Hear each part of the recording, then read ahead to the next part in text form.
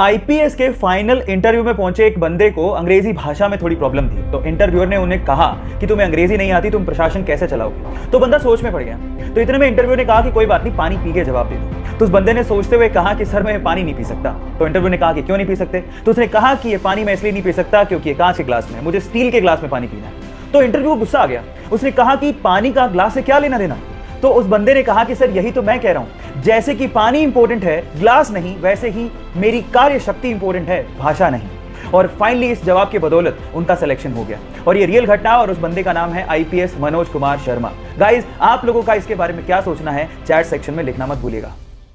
Tokyo Olympic 2020 में 12 साल बाद इंडिया के लिए गोल्ड मेडल जीतने वाले नीरज चोपड़ा पर पैसों की बारिश तो हो ही रही है, लेकिन इसके अलावा उनकी ब्रांड वैल्यू भी काफी ज्यादा इंक्रीज हो गई है। ओलंपिक में गोल्ड मेडल जीतना कोई छोटी बात नहीं होती, और अपने इसी एक गोल्ड मेडल के दम पे आज नीरज चोपड़ा विराट कोहली को भी टक्कर दे रहे हैं। गाइस, नीरज चोपड़ा इंडिया के पहले ऐसे ट्रैक एंड फील्ड एथलीट बन गए हैं जिन्हें गैटोरेड पेप्सिको का एंडोर्समेंट मिला है। इसके अलावा बड़ी बड़ी कंपनियां उन्हें एंडोर्समेंट के लिए अप्रोच कर रही हैं। इससे तो एक कहावत याद आती है कि अगर आप अच्छा भागोगे तो लोग आपको जूते भी देंगे, लेकिन अगर आप ये कहोगे कि आप मुझे जूते दो फिर मैं अच्छा भागूंगा, तो लोग आपको कुछ भी नहीं देंगे। गाइस, इसीलिए कहते हैं कि मेहनत करो और अपने दम पर वो सब चीजें पाओ जो आप चाहते हो। ऐसे में ये घटना घटी दूसरे विश्व युद्ध के बाद, जब 1945 में जापान में एक लड़का अपने छोटे भाई की डेड बॉडी को अपनी पीठ पे लाद कर उसके अंतिम संस्कार का इंतजार कर रहा था।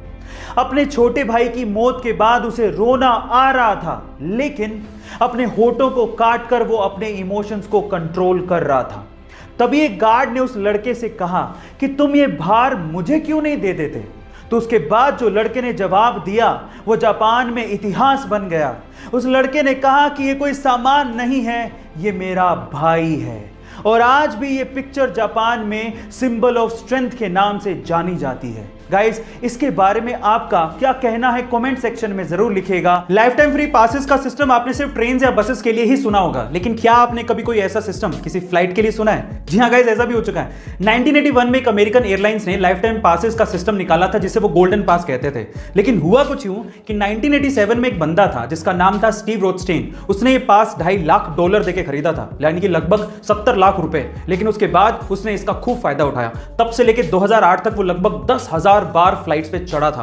मैं आपसे सवाल पूछता हूं कि आप अभी तक कितनी बार फ्लाइट पे चढ़े हो? वो बंदा 2008 तक 10,000 बार फ्लाइट्स पे चढ़ चुका था, और कंपनी ने एस्टिमेशन लगाया था कि 2008 तक कंपनी को लगभग 1.5 अरब रुपयों का नुकसान सिर्फ उस आदमी की वजह से हुआ था। उसके बाद 2008 में जैसे तैसे उन्होंने उसके पास को रद्द कर दिया, और उसके बाद ऐसे पासेस कभी दिए ही नहीं। गाइस, क्या आपने भी कभी लाइफ टाइम पासेस का ऐसा फायदा उठाया है? कमेंट सेक्शन में जरूर लिखिएगा। और ऐसे अमेजिंग वीडियोस के लिए शेयर, सब्सक्राइब एंड लाइक। मिलते हैं अगली वीडियो में।